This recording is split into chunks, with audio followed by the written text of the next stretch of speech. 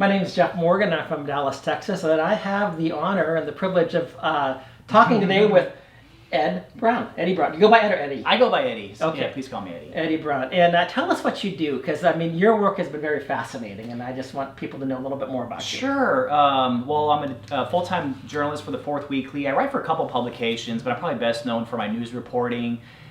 It just so happened that I had some things happen in my life related to the family courts, where I was in the middle of the court system and just could not believe what I was seeing. And so it really motivated me. And I tell people this all the time, like, I make a living as an investigative journalist, so I look at the most corrupt things you can imagine, right? Whether it's corporate greed or horrible governance, I mean, you name it, and I have never come across anything, and I never will, as just completely evil as the family court system. Wow. And it really, I mean, I do this for a living.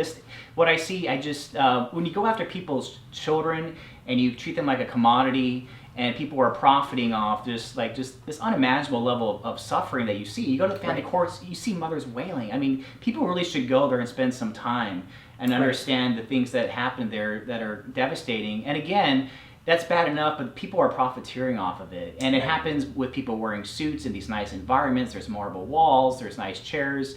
But just the most unimaginable things happen there. So anyway, so it's become a personal passion of mine, and I'm very outspoken about it. You know, I speak publicly about it. I support nonprofits like Texas for Judicial Accountability, and anything I can do to be an advocate for reform. I'm going to be in that battle for the rest of my life. So, yeah. Yeah, you know, I think almost all of us that have entered this battle have felt the same thing, because we're not just fighting for our own case, but we are fighting for the generations to come, fighting for our children and our grandchildren. Absolutely. And I know a little bit about your case, so I understand. And those people that would say, oh, but you're just an angry person.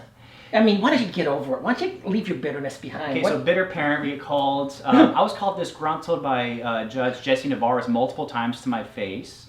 We'll talk about that today. Okay. But that's like the classic retort you get from people in the system. The attorneys talking about us, and I'll just say it's a very limp defense. They need to think of something better, because the Tortfeasors, you mean? The Tortfeasors, who are nationally infamous. They need something new to talk about, you know, when they're making fun of us, because we're not doing this from a point of being bitter. We're doing this from a point of view of trying to save our society. Yeah.